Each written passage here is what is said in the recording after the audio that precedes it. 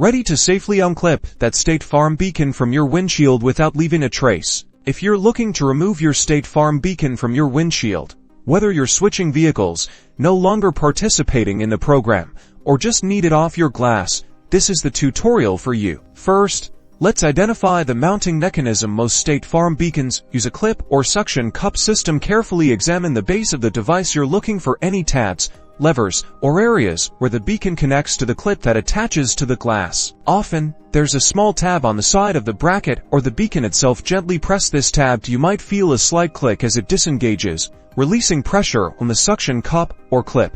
Once you think you've found the release, try a very gentle wiggle. Don't force it. If it doesn't budge, re-examine the clips for any other release points. Sometimes, a slight upward or downward pressure on the beacon itself while pressing the tab can help.